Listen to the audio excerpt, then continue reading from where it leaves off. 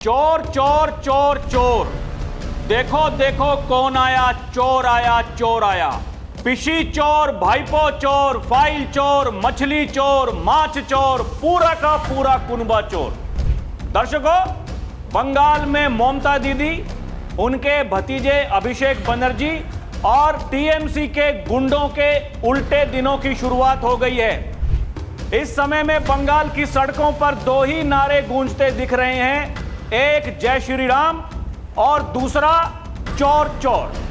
TMC के गुंडे, वो भाड़े के टट्टू जो 4 मई से पहले खुलेआम धमकियां दे रहे थे, बीजेपी के नेताओं और योगी के सिंघम को यूपी से घसीटकर बंगाल लाने की, उनका इलाज करने की बात कर रहे थे, उन सब के घमंड पर, उनके अहंकार पर बाबा का बुलडोजर चलता हुआ दिखाई दे रहा है। शुभेंदु अधिकारी योगी के नक्शे कदम पर चल रहे हैं। टीएमसी के गुंडों पर अब यमराज का साया मंडरा रहा है। आपने बंगाल की रैली देखी होगी, बंगाल के अंदर उत्साह देखा होगा, और अब बंगाल के अंदर चलने वाला ऑपरेशन भी आप देख रहे होंगे।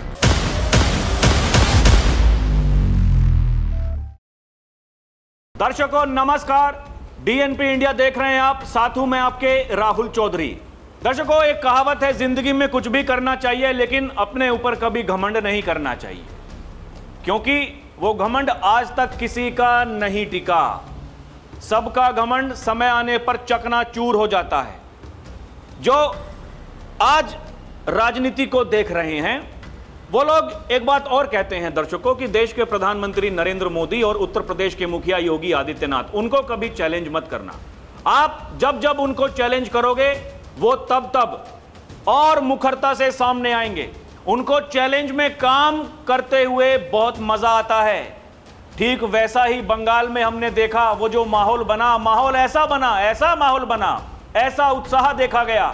अब टीएमसी के गुंडे जो पहले ही झाड़ू लगाने के लिए, पंचर की दुकान खोलने के लिए तैयार बैठे हैं, जो बड़े बड़े उनके आका हैं, अब उनके ऊपर भी लगातार कार्रवाई हो रही है, उनकी धरपकड़ जारी है। और बड़ी खबर यह है दर्शकों, ममता दीदी के भतीजे, उनके ऊपर भी एफआईआर दर्ज हो गई है। अब उनका क्या होगा यह तो शुभेंदु अधिकारी को पता है, और दर्शकों जो पार्टी अलाकमान है उनको पता है कि किस ढंग से, कैसे चोट देनी है, कितनी चोट देनी है। क्योंकि ये जो बकवास की जा रही थी 4 मई के बाद में, अमित शाह जिनको बीजेपी का चाणक्य कहा जाता है, वो बंगाल की धरती पर नहीं रह सकते हैं। किसी के बाप में दम है तो रह करके दिखाएं। वो जो धमकियां दी जा रही थी, आईपीएस अजय पाल शर्मा जब ऑब्जर्वर के रूप में वहां काम करने के लिए गए डायमंड हार्बर, दर्शकों ये वही इलाका जो अभिषेक बनर्जी का इलाका माना जाता है। वहां एक फलता विधानसभा सीट है, वहां एक टीएमसी का गुंडा चुनाव लड़ रहा था, जहांगीर खान।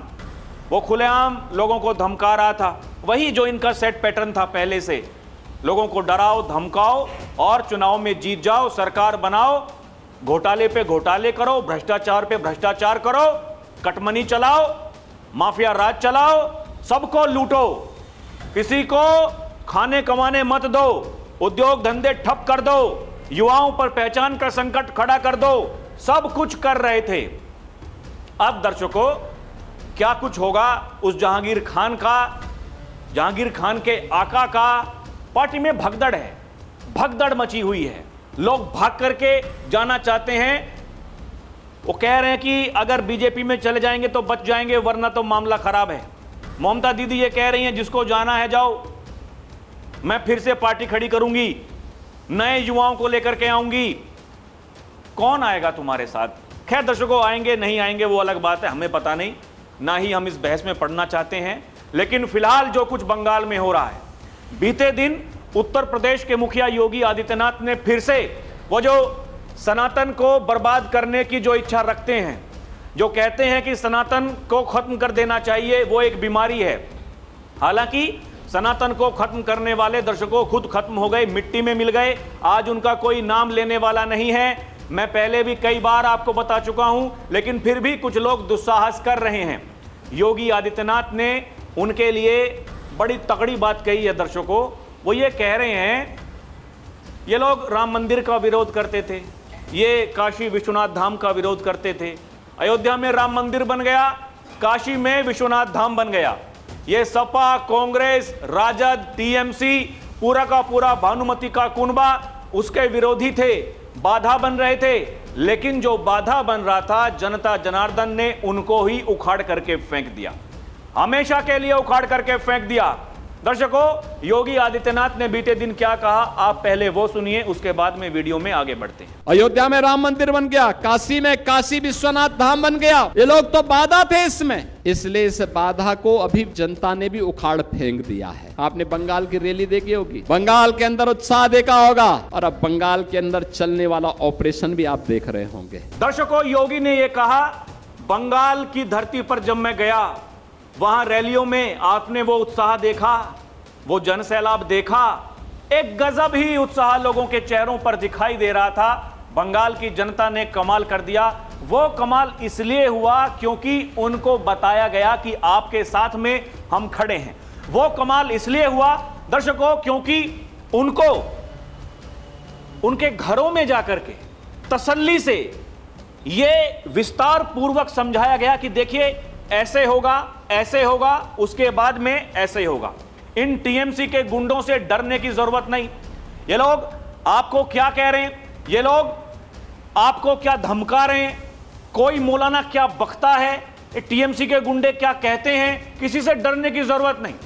आपको केवल अपना काम करना है, आपको केवल जहां आप चाहते हैं जाकर के वोट डाल देना है। उसके बाद में आने दीजिए डबल इंजन की सरकार। जैसे उत्तर प्रदेश में माफियाओं का खात्मा हो गया, गुंडों का खात्मा हो गया, अपराधियों का खात्मा हो गया, भ्रष्टाचारियों का खात्मा हो गया, ठीक वैसे ही बंगाल में भी होगा। और जिस दिन शपथ ग्रहण समारोह के दौरान योगी आदित्यनाथ अपना गमछा पहना करके आए, दर्शकों, लोगों ने कहना शुरू कर दिया, अब देखिए बंगाल में क्या होता है। उसी दिन से वो फैसले जिनको टीएमसी लेने से डरती थी, क्योंकि दर्शकों वो तो जय श्री राम के नारे से भी डरते थे, वो तो काबा मदीना वाले लोग हैं। बंगाल की धरती को वो उर्दू भाषा बोलने वालों की धरती बनाना चाहते थे, बंगाल की धरती को वो काबा मदीना की धरती बनाना चाहते थे। लेकिन योगी आदित्यनाथ ने कहा नहीं बनने देंगे। शुभेंदु अधिकारी अब उन्हीं के पद चिन्हों पर काम कर रहे हैं, नहीं बनने दे रहे हैं। ताबड़तोड़ फैसले लिए जा रहे हैं। दर्शकों, ये देखिए मीडिया रिपोर्ट्स में क्या कुछ छप रहा है, ये बहुत बड़ी खबर है। बंगाल में दर्शकों ये कल जो फैसला लिया गया, 3 आईपीएस 2 जेल अधिकारी सस्पेंड, शुभेंदु का ताबड़तोड़ एक्शन, ममता भी निशाने पर। एक और देखिए, बताया जा रहा है आरजीकर जो केस हुआ था उसमें शुभेंदु सरकार का बड़ा एक्शन, 3 आईपीएस अधिकारियों को निलंबित, सस्पेंड कर दिया गया। ये वही लोग थे जो अपराधियों को बचा रहे थे, ये वही लोग थे जो मासूमों पर लाठीचार्ज कर रहे थे, ये वही लोग थे जो सत्ता के संरक्षण में माफियाओं का भरण पोषण कर रहे थे, उनको पाल रहे थे। दर्शकों, आरजीकर केस में शुभेंदु सरकार की बड़ी कार्रवाई, पूर्व कमिश्नर सहित 3 आईपीएस अधिकारी सस्पेंड। यह सब कुछ वही हो रहा है, आप याद करिए जो यूपी में हो रहा था। ममता राज में 1.69 करोड़ लोगों को मिला था ओबीसी और एससी एसटी सर्टिफिकेट, शुभेंदु ने दिए जांच के आदेश। अब दीजिए जवाब, क्या होगा क्या नहीं होगा। बताया जा रहा है पिछले कुछ वर्षों में लगातार शिकायतें मिल रही थी कि तत्कालीन टीएमसी सरकार ने बिना उचित बैकग्राउंड वेरिफिकेशन के अपात्र लोगों को एससी एसटी ओबीसी के सर्टिफिकेट जारी किए थे। किस लिए? केवल अपने वोटों का आधार बनाने के लिए, लोगों को मूर्ख बनाने के लिए, उनको गुंडों से डराने के लिए। आप समझ रहे हैं दर्शकों, ये कोई छोटी कहानी थी, बंगाल को लोग हल्के में ले रहे थे। ये कलाकार अभिषेक बनर्जी धमकी दे रहा था 4 मई के बाद। बंगाल में शुभेंदु सरकार का बड़ा एक्शन, टीएमसी सांसद अभिषेक बनर्जी के खिलाफ एफआईआर दर्ज। एक और मीडिया रिपोर्ट में पढ़िए, टीएमसी सांसद अभिषेक बनर्जी की बड़ी मुश्किलें, अमित शाह को धमकी देने, भड़काऊ भाषण को लेकर एफआईआर दर्ज। एफआईआर में क्या है वो भी दर्शकों आपको बताते हैं। अभिषेक बनर्जी की मुश्किलें बढ़ गई हैं। पश्चिम बंगाल में विधानसभा चुनाव प्रचार के दौरान भड़काऊ भाषण देने के मामले में कोलकाता के Vidyanagar cyber crime police station में अभिषेक बनर्जी के खिलाफ एफआईआर दर्ज की गई है। इसमें केंद्रीय गृह मंत्री अमित शाह के खिलाफ की गई टिप्पणियों का भी जिक्र है। बताया जा रहा है एफआईआर के मुताबिक सामाजिक कार्यकर्ता राजीव सरकार ने 5 मई को चुनाव नतीजे घोषित होने के एक दिन बाद यह शिकायत दर्ज कराई थी। सरकार ने बागू इहाटी पुलिस स्टेशन में शिकायत दर्ज कराते हुए आरोप लगाया कि अभिषेक बनर्जी ने 27 अप्रैल से 3 मई के बीच आयोजित कई चुनावी कार्यक्रमों में भड़काऊ टिप्पणियां की और उन्होंने आरोप लगाया कि इन भाषणों से आपसी दुश्मनी को बढ़ावा मिला, सार्वजनिक शांति भंग हुई।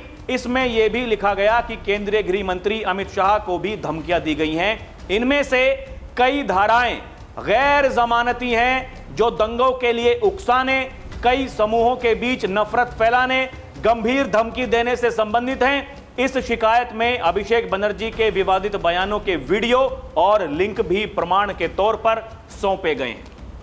मतलब तैयारी पूरी है। पश्चिम बंगाल के मंत्री दिलीप घोष ने टीएमसी सांसद अभिषेक बनर्जी के खिलाफ एफआईआर पर कहा, अभिषेक बनर्जी, ममता बनर्जी या उनके नेताओं ने जितना अत्याचार अनाचार किया है उस समय लोगों ने डर से शिकायत नहीं की थी, पुलिस भी शिकायत नहीं लेती थी, लेकिन अब पुलिस भी तैयार है, जनता भी तैयार है, हमें सबको न्याय दिलाना है। ये मंत्री जी कह रहे हैं दर्शकों। लोग कह रहे हैं हो गया खेला, ये खेला हो बे, खेला हो बे, खेला हो बे, खेला हो बे। ड्रामा बना दिया था बंगाल का। ऐसा कौन सा खेला हो गया? और यही तो योगी आदित्यनाथ ने कहा था कि ममता दीदी कहती हैं खेला हो बे, लेकिन इस बार मैं आपको यह कहने आया हूं, ममता दीदी खेला हो बे नहीं, खेला शेष, परिवर्तन हो बे। और परिवर्तन हुआ तो उसके बाद में बंगाल में जो ऑपरेशन चल रहा है, कल योगी जी ने बताया था, बंगाल में जो ऑपरेशन चल रहा है दर्शकों, ऑपरेशन, और ऐसे ऐसे इशारा करते हुए वो खतरनाक बात कही उन्होंने। ये याद करिए, ऑपरेशन वही ऑपरेशन है जो उत्तर प्रदेश में चला था।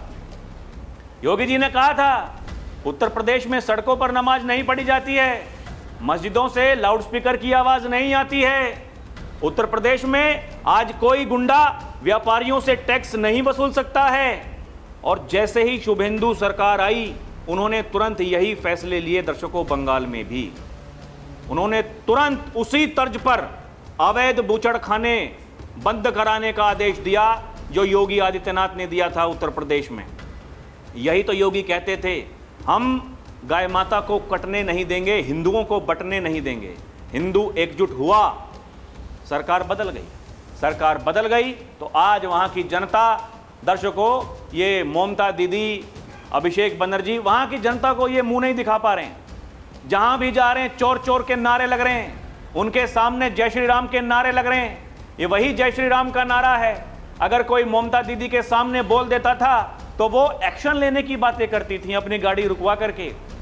आज गाड़ी नहीं रुक रही है, जय श्री राम के नारे लगातार बोले जा रहे हैं।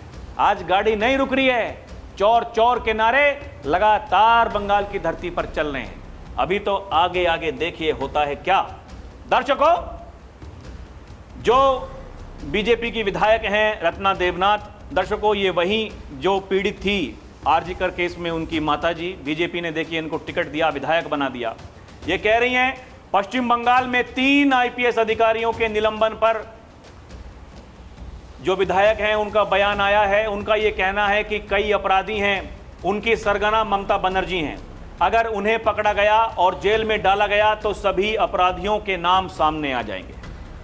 उनकी पीड़ा देखिए दर्शकों, उनकी पीड़ा क्या है। यही जो शुभेंदु अधिकारी हैं, उन्होंने विधानसभा में खड़े होकर के कहा, कोई भी टीएमसी का गुंडा 2021 चुनाव की हिंसा में जो शामिल रहा उसकी जगह केवल जेल में है। और वो भी दर्शकों, वो फाइल जो बंद हो गई थी उनको दोबारा खोलने का आदेश दिया गया है। सीएम शुभेंदु अधिकारी का विधानसभा में ये ऐलान है। उनका कहना है कि जितने भी जो जुल्म हुए हैं सबका हिसाब होगा, किसी को नहीं बख्शा जाएगा। दर्शकों, अब शुभेंदु अधिकारी के निशाने पर आए हैं अभिषेक बनर्जी। देखिए, एक और मीडिया रिपोर्ट में छपा है, डायमंड हार्बर जाएंगे सीएम और बड़ी कार्रवाई की तैयारी है। ये वही फलता विधानसभा क्षेत्र के लिए जहां 21 मई को मतदान होना है। दूसरे चरण के दौरान यहां भी वोट पड़े थे, लेकिन चुनाव आयोग ने बाद में उन वोटों को रद्द कर दिया था और 21 मई को दोबारा मतदान की तारीख घोषित की थी। वहां दर्शकों, जो बीजेपी कार्यकर्ताओं को, आपको याद है वहां कैसे वहां के लोग, क्योंकि उनको पता चल चुका था कि बदलाव तो होने जा रहा है, उसी दिन जब दोबारा मतदान हो रहा था, वहां के जो हिंदू वोटर हैं उन्होंने सड़कों पर उतरकर जहांगीर खान के खिलाफ उन्होंने कहा था कि जांच होनी चाहिए, कार्रवाई होनी चाहिए, ये हमको डरा रहा है, हमको धमका रहा है। आज बीजेपी के कार्यकर्ता वहां जाकर के, वो घर घर जाकर के अपना काम कर रहे हैं। वो कह रहे हैं कि वोट, जैसे वोट मांगी जाती है, उनको आज कोई रोकने वाला नहीं, कोई टोकने वाला नहीं। कहां है टीएमसी के गुंडे, कहां हैं, कौन से बिल में छुपे हैं, यही पूछ रहे हैं लोग। दर्शकों, कहां है वो धमकी देने वाले? जहांगीर खान का पता नहीं दर्शकों, लोग तो कह रहे हैं कि बांग्लादेश में है, पता नहीं, दिखाई नहीं दे रहा है, कहीं है नहीं, सुर्खियों में नहीं है। कह रहा था अगर योगी के सिंघम सिंघम है तो मैं पुष्पा हूं, इस खेल की शुरुआत तुमने की है, अंत मैं करूंगा। अरे कौन सा खेल, तुम्हारे साथ क्या खेल होने वाला है उसकी फिक्र कीजिए। तुम्हारे आका, उन पर पहचान का संकट है, तो फिर तुम्हारा क्या होगा? दर्शकों, पश्चिम बंगाल के नए मुख्यमंत्री शुभेंदु अधिकारी वो शनिवार को डायमंड हार्बर का दौरा करने वाले हैं, बताया जा रहा है, यानी आज ही। टीएमसी के दूसरे सबसे बड़े नेता अभिषेक बनर्जी का यह संसदीय क्षेत्र है।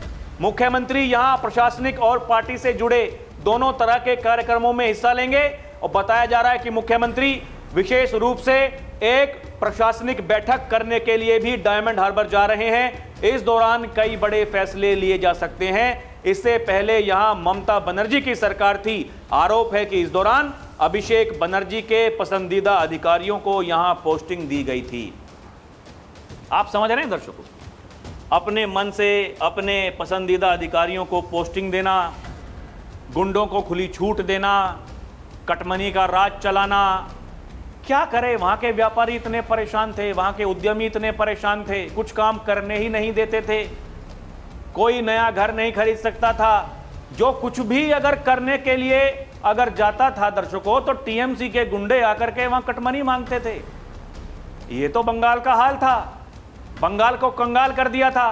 दर्शकों, जैसे कि मैंने आपको बताया, ये पूरा का पूरा कुनबा, उन पर पहचान का संकट है।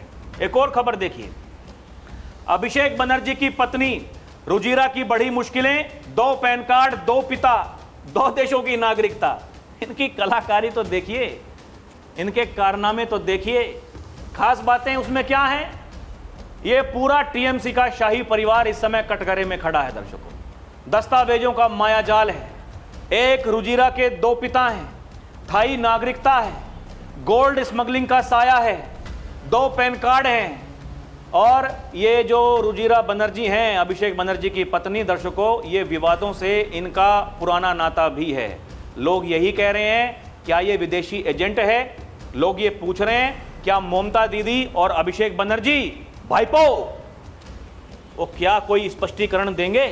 तो क्या देंगे, क्या कहेंगे? बर्बादी दिख रही है चारों तरफ से, पता है कहीं के नहीं रहेंगे। दर्शकों, ये पहले भी, ये जो रुजिरा नरूला बनर्जी, इनका पूरा नाम बताया जा रहा है, कोयला घोटाला, ईडी और सीबीआई द्वारा कई बार उसमें पूछताछ की गई है।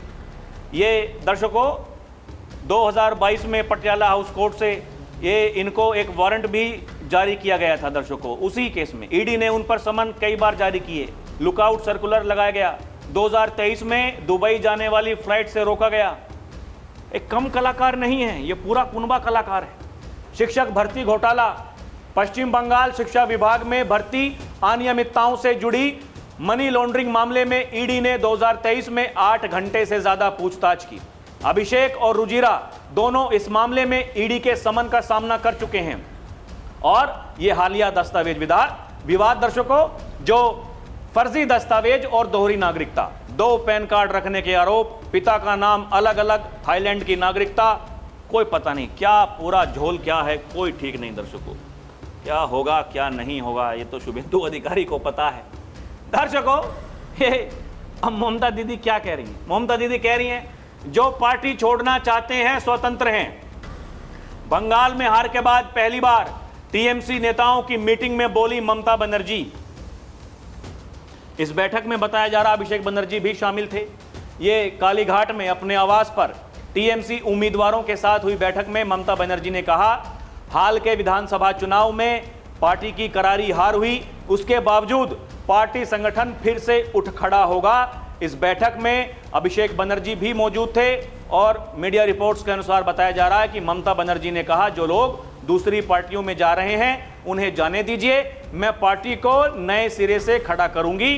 जो लोग पार्टी में बने रहेंगे उनसे मैं कहती हूं, क्षतिग्रस्त पार्टी कार्यालयों का पुनर्निर्माण कीजिए, उन्हें रंगिए, फिर से खोलिए, जरूरत पड़ने पर मैं भी उन्हें रंग दूंगी। यानी अब वही ममता दीदी, दर्शकों, जो उनका संघर्ष का वो दौर था जब वो वामपंथियों से लड़ रही थी, सड़क पर दिखाई देती थी।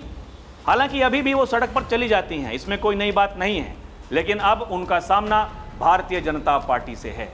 वो पार्टी जिसके बारे में कहा जाता है विश्व की सबसे बड़ी पार्टी है, वो पार्टी जिसका पूरा कुनबा बंगाल में डटा रहा और वहां ममता दीदी का सुपड़ा साफ कर दिया। दर्शकों, इनकी खतरे की घंटी इस तरह से इनके ऊपर बज रही है, इनको खुद समझ में नहीं आ रहा पार्टी के कितने टुकड़े होंगे, कितने कार्यकर्ता बचेंगे। ये जो खबरें छप रही हैं, ये आप कोई मजाक मान रहे हैं? मजाक नहीं है, ये साफ साफ दिख रहा है। दर्शकों, अभी तो अभिषेक बनर्जी पर एफआईआर हुई है, लोग ये कह रहे हैं कि ममता बनर्जी पर भी एफआईआर हो सकती है।